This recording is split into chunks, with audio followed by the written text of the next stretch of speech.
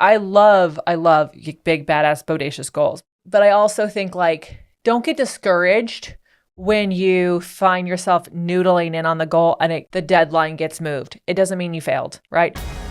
Welcome to the Be It Till You See It podcast, where we talk about taking messy action, knowing that perfect is boring. I'm Lesley Logan, Pilates instructor and fitness business coach. I've trained thousands of people around the world, and the number one thing I see stopping people from achieving anything is self-doubt.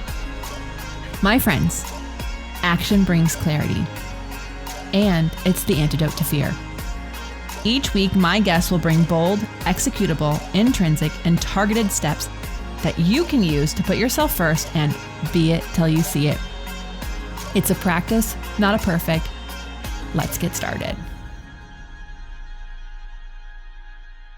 Welcome back to the Be It Till You See It interview recap, where my co-host in life, Brad, and I are going to dig into the inspirational convo I had with Jose Acevedo. I wanted to say like the finding convo or the journey, discovery, because I mean like that he's the host of Finding Arizona, and that kind of just makes sense. But anyways, he's so fabulous, and it was such a fun conversation. You were on it. Yeah, we had a great time. No, I was on. Oh, his. You were on. You were on. I was like, how are you recapping? You were there. But anyways, you were on his with me. Got it. I'm here, you guys. We had a really good time. So you want to listen to that episode, and also listen to the episode Brad and I were on with Finding Arizona. But which was his episode 435. Mm-hmm. Why do I know that? Great question, but I do. Wow, that is, I don't know, like 435. So you guys, before we get into Jose's amazingness, today is April 17th, 2025, and it's the International Day of Mastering Conversations That Matter. Okay, that's what it is. Let's all learn this together, folks. International Day of Mastering Conversations That Matter is on April 17th. I just said that, but it's okay. Important conversations are the reason why humanity stands where it is today. The ability to communicate and what separates us from all other species in the world.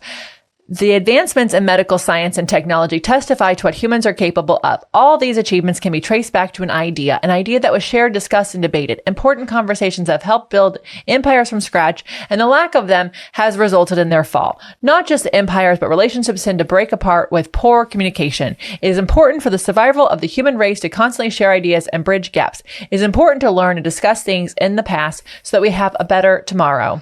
So, I couldn't agree more. International Day of Mastering Conversations That Matter. I know, but you know what? Whoever invented this day, you better go buy a platform so that the other ideas people might want to control actually can come to the top of an algorithm. That's all I'm going to say about that. No, I'm not. I'm going to say a whole lot more. Okay, go ahead, Brad. I'm frustrated that we stopped sharing information as a country, especially when it comes to health.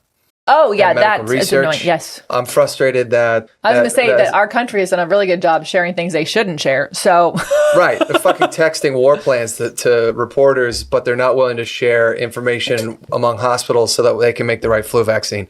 It's mind-blowing to me, and the reality is that when we stop sharing medical information with the rest of the world with an isolationist policy, we are putting ourselves at risk. Mm-hmm. Because the next pandemic, we might not have any forewarning, because since we're not sharing information with them, they're certainly not going to share information with us. People have already just said you can't share it with us anymore because you can't trust that we'll do the right thing with it. Well, that's with spy stuff. But like healthcare stuff, don't we want to know if there's something coming? Don't we want to know these things? And I think that when we wall ourselves off, when we think that we're better than the rest of the world and that we're going to be better off by pretending the rest of the world doesn't exist, we're deluding ourselves. Yeah. I think every Be It listener is like nodding along. Yeah. I mean, I don't think you listen to this podcast if you think people should be deported who are just here living.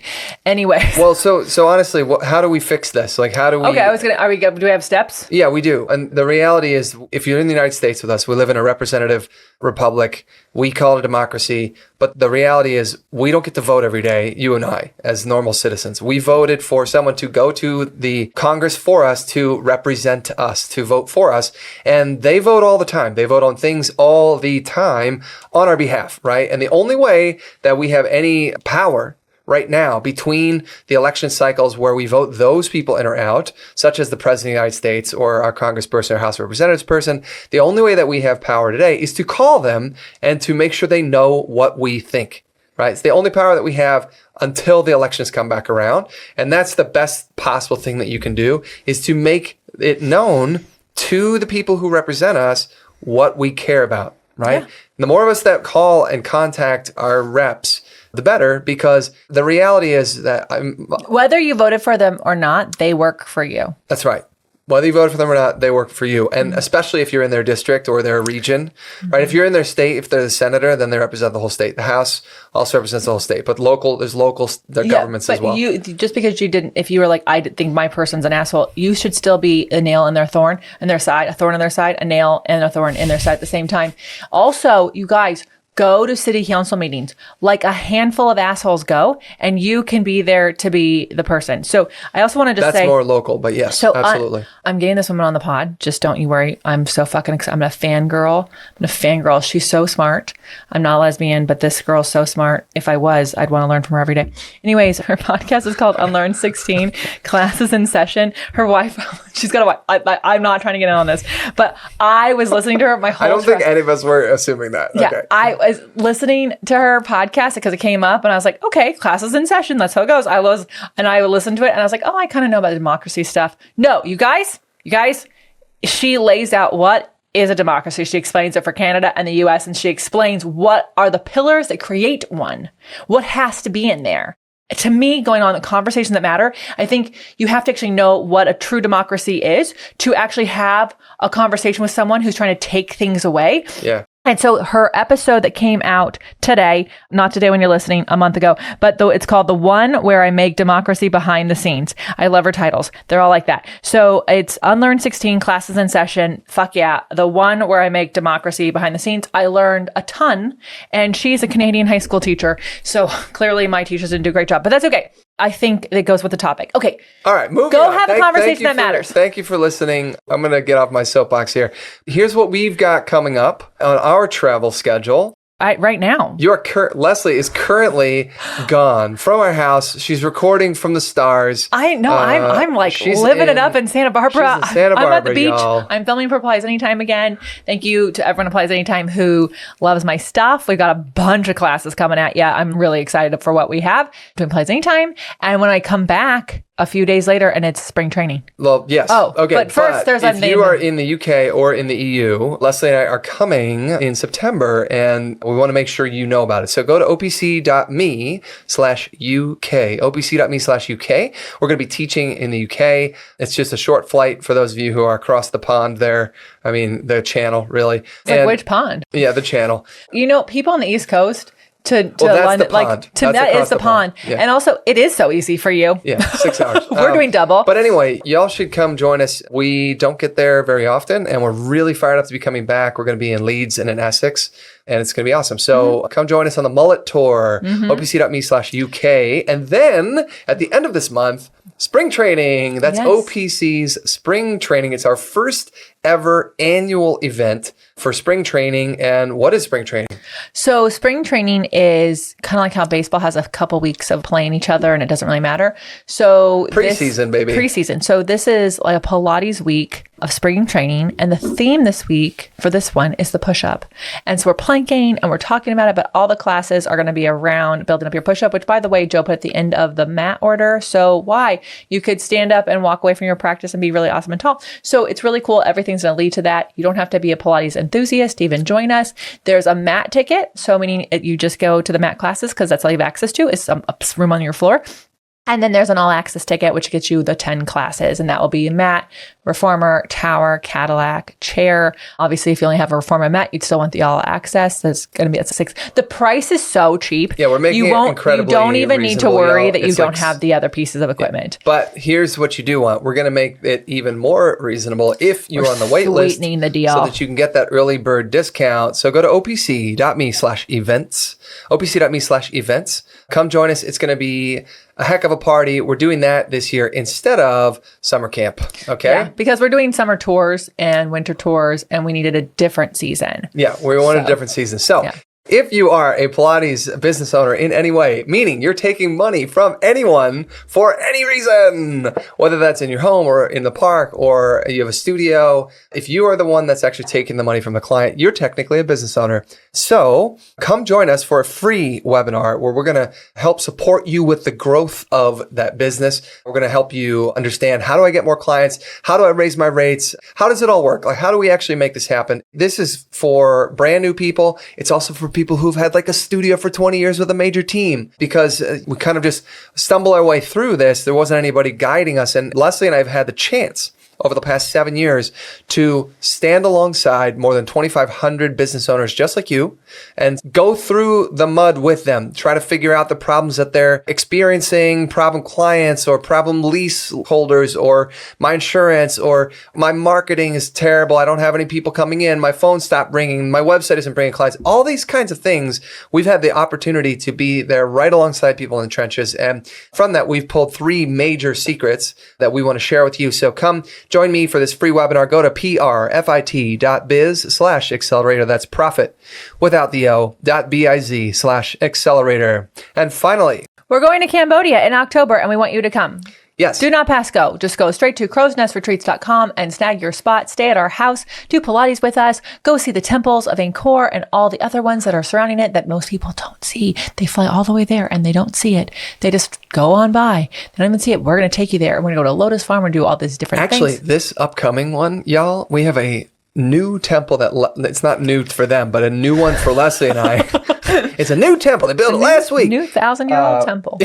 Lesley and I have never been to this temple, and we were driving by it in our retreat earlier this year, and I asked our tour guide, like, hey, what's the story with this temple? How come we always skip it? And she said, we just run out of time, but let's make this a priority. So in October, this upcoming October, we're going to be adding one more temple to the list that Lesley and I haven't even visited.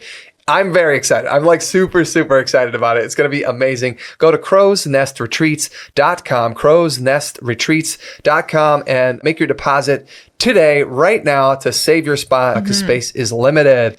Okay, we got to get into the interview with Jose, but before that, we have an audience question, don't we, Brad? Yes, I like cats. 123BB from YouTube asks, hey, do I need any equipment for the mat Pilates classes on OPC other than the mat?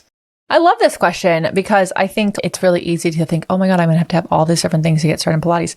Most of the props that someone would use in a Pilates mat class, you can use from your house. So I even created for the accessories deck. So technically, no, you can do mat Pilates without anything. Joe created it, so you just need you and your mat.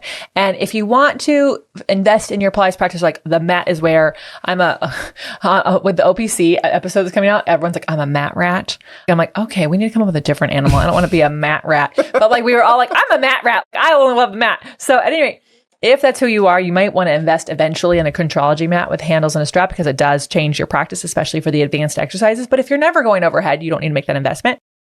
So you technically don't need anything. However, 1 pound weights, a squishy ball, like a fitness ball you let the air out of, Magic circle. and a magic circle, nice. and a heavy duty TheraBand. Those things. How about a block? Ish? No, the squishy ball would Squishy do ball it. instead Yeah, of a it's block? not like yoga. Got it. Yeah, no, you use a squishy ball because you'd put the block between your ankles and it's not going to be as fun as a squishy ball. They just squish, would be really great. So But what if you don't have 1 pound weights? you can use water bottles. What? Yes. Fill them with water? And if you don't have, Or like beans? you could use beans, just make sure the same beans. You know, like I had a client use tomato in here. I had a client using 2 applesauce in beers, here. 2 cans of beers. And I was like, just put them back in the fridge after you're done. You're not going to want to open those up. That was brilliant. Yeah, just make sure they're the same product so that the weight of them is the same, but 1 pound is what we're going for. Yeah. If you don't have a TheraBand, you can use an old pair of leggings. If you don't have a squishy ball, you can use a couch cushion or a dog's toy, kid's toy. Your kids probably have a ball that you could let some air out of. A magic circle, that's the harder one. You kind of do have to buy that, but there's so many cheap ones now. It's pretty easy to grab one of those. Yeah, totally. Well, awesome. Great question. I like cats. And by the way, if you go to onlinepilatesclasses.com, you can join OPC for 40 days for $40. And guess what? You can experience several weeks of mat classes of ours. You can ask questions. You can send in a video of you doing a mat exercise, and I'll give you feedback on your form. Okay, I just want to take a super quick pause, and I want to call this out. There is no other platform on the internet where you can submit a specific video of you saying, what am I doing here? Am I doing it right? And get feedback from certified Pilates instructors. There's no other place online. Okay. So OPC has something that is magical that not enough people take advantage of. So come join OPC. And then if you're struggling with an exercise, no problem. We are here to support you. Yeah. We excludes me. I'm not a certified Pilates instructor. Yeah. And I give you like other things that you can do. I'm like, oh, go grab this and go do it like this. And so then you just have more homework. It's really like having a private session. Yeah. For nothing. You pay nothing. You just be a member. Well, stick around. We're going to be right back. We're going to dig into this fantastic convo we had with Jose Acevedo and Finding Arizona. BRB.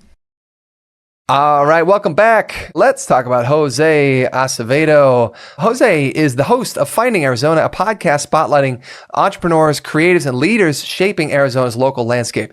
Driven by a genuine love for connection and community, he provides guests with a welcoming platform to share their journeys in their own words. What began as a screen printing passion project ultimately drew Jose into podcasting, where he found his true calling, giving people space to tell their stories. Today, he and his wife, Britt, run the show together, making Finding Arizona a thriving hub for inspiration and local voices. And funny enough, Lesley and I had the opportunity to be interviewed on that podcast, even though we don't live in Arizona, but we actually go to Arizona pretty regularly, a couple times a year usually. Yes. That's where we got a chance to meet them. We were down there speaking at an event. Britt and Jose were also speaking at the same event, and we had a chance to just chit chat with them off stage, and it was great. And that's how we connected with them. Yeah, Finding Arizona is cool because it really grew organically. And I think also think if you're just going to visit Arizona, what a great podcast to go listen to. You can go through they have so many episodes, you can search through it. They're a wealth of knowledge of different local businesses and entrepreneurs, and really supportive. And I think that's what makes you want to go to a place, is like when you can know the insider spaces to go, the coffee shops, the pizza restaurants, all that kind of stuff, like who's doing what. Just think it's really, really impressive. I love our conversation with Jose. I think he's, first of all, the nicest person. I think he might be the softest. And I don't mean soft like he doesn't have I just mean like his energy is soft, his voice is soft, like he's just endearing. I really enjoy him. So anyways, he talked about storytelling, and he said like what it can do for society and culture that has been on this earth for so long and has thrived just from hearing these stories and using that as a religion. And that kind of goes into the day that we're kind of celebrating right now, the conversations that matter. So good job, Brad. And he talked a little bit about his grandfather, an elder in the Hopi community, so a First Nation. And he got to, and like that community, from what I understand about people who are Native and like their grandkids of a Native, everyone talks about the storytelling, and they learn so much through storytelling. And so I think it's really cool that Jose learned that from his grandfather and from his culture and from his community, and then is using that for other people. So I really enjoyed him talking about the importance of storytelling, and that's why about how it shapes religion and culture and society, and how he was really impacted by that. And then I think that's like one of the things that I wanted to even have him on is not just let's talk about Finding Arizona, but how do you get into being this person and like that be it till you see it. And it's like, well, I'm starting with storytelling. I wanted to tell the stories, and I just think that that's like, you know, most of us are wondering like what we could do at this point. And you could tell stories about experiences that have happened in your life and the lives before you. And that's how we learn. And that's how we keep repeating the past. Yeah. It's how we remember the past too. I mean, it's how you do everything all the way up to sell. It's how you sell is stories. You know, people are captivated by stories. It's why the movie industry is so powerful and big and huge, and podcasts are, you know, like even happening, right? It's all about storytelling. It's fun to see that his excitement for storytelling shaped who he's become today and what he does today. So I really loved where he started talking about fatherhood. He said, fatherhood has changed a lot about how I see the world, how I perceive the world, and how I go about the world. He said becoming a father shifted his entire perspective on life and his purpose. He wants his son to grow up seeing a world filled with opportunity, with kindness and meaningful conversations. And he shared a story where he said podcasting has affected his family in the perception of, even his son is now like, are you going to go have a conversation? Are you going to go have a podcast now? You know, and his son's like 3. And so it's helping him share this concept of storytelling with his son, and his son gets to see how much his dad loves to do this and all this kind of stuff. And Jose's approach to work and life has been influenced by this idea of setting a positive example, right? Because now he's intentionally meeting people he doesn't know. He's asking questions. He's being curious. He's demonstrating all these things. Rather than chasing success for personal gain, he sees his work as a way to build a legacy for his son. And he said he wanted him to know that there are good people out there and there's a community that will back him. I mean, we've talked about this before with other women on the show. Like we talked about with Christy, the episode, I think is 501. It's so good for your kids to see you in the world doing the thing that you love, because it lets them know what's possible, but also like they do learn from it. They do pick it up, right? Amy Ladine said in her episode 5, actions are caught, not taught. And so I think it's just really cool. I love that he picked that up and he shared that with everyone. Yeah. Well, stick around. We'll be right back. We're going to dig into Be It action items that Jose shared, and very heartfelt. So we'll be right back. All right. So finally, let's talk about those Be It action items. What bold, executable, intrinsic, or targeted action items can we take away from your convo with Jose Acevedo? He said, try your best to set a big goal, but also make sure that you're taking those routines that are going to help you achieve that big goal, right? Do small steps forward. Also, you have to allow yourself for your goal to shift over time and move. But along the way, you still have to be taking steps, right? Here's a good example. We set a goal to take our physical products and sell them in another country, right? And at first, it was like, oh, we have this opportunity. We should do this right now. We got to go. You know, and someone on our team was like, hey, wait a minute. We have a lot of other things going on. We probably could pull this off. However, what do we do with these other things? Should we be backburnering them? And it was like, oh, wait a minute. You know, is it really necessary for us to go right now with this thing? Or can we delay that launch of that initiative in a time where the team can handle the workload, the marketing calendar is a little more open, we can have a better conversation about it with our customers. And so it still allows us to go after that big goal, but just in a different way. And also we can adjust the routines to make sure that that goal happens. And then talking about it, we actually got to explore like, well, is there another way to achieve this goal? To test the goal, to even experiment with it. So I love big, badass, bodacious goals, BOHAGs. Forgot about those. I forgot about that episode number, but it's a great one. But I also think like, don't get discouraged when you find yourself noodling in on the goal and the deadline gets moved. It doesn't mean you failed. Right? It didn't mean it. So I love that. I love it. Jose mentioned a life response to effort. He said, if you look back on the little steps you're taking, you'll actually see that you're providing yourself the opportunity to move forward. And so if you're not making an effort, you're not moving anywhere, you're kind of stagnant. But when you make little tiny steps, even if for this particular goal that Brad's talking about, some of the steps are like literally doing nothing for a couple of weeks, like a conversation. I'm having a conversation.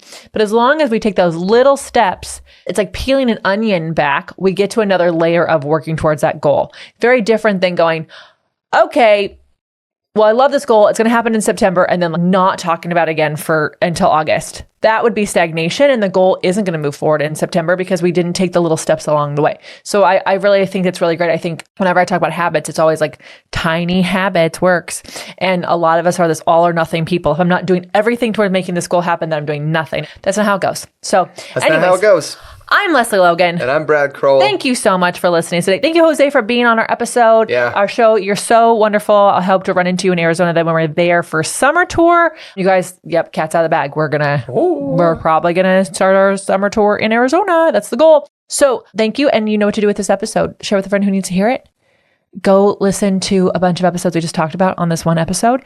And until next time, be it till you see it. Bye for now. That's all I got for this episode of the Be It Till You See It podcast. One thing that would help both myself and future listeners is for you to rate the show and leave a review. And follow or subscribe for free wherever you listen to your podcast. Also, make sure to introduce yourself over at the Be It Pod on Instagram. I would love to know more about you. Share this episode with whoever you think needs to hear it. Help us and others be it till you see it. Have an awesome day. Be It Till You See It is a production of the Bloom Podcast Network. If you want to leave us a message or a question that we might read on another episode, you can text us at +1 310 905 5534 or send a DM on Instagram at BeItPod. It's written, filmed, and recorded by your host, Lesley Logan, and me, Brad Crowell. It is transcribed, produced, and edited by the Epic team at Diseño.co. Our theme music is by Ali at Apex Production Music, and our branding by designer and artist Gianfranco Cioffi. Special thanks to Melissa Solomon for creating our visuals. Also to Angelina Herrico for adding all of our content to our website. And finally, to Meredith Root for keeping us all on point and on time.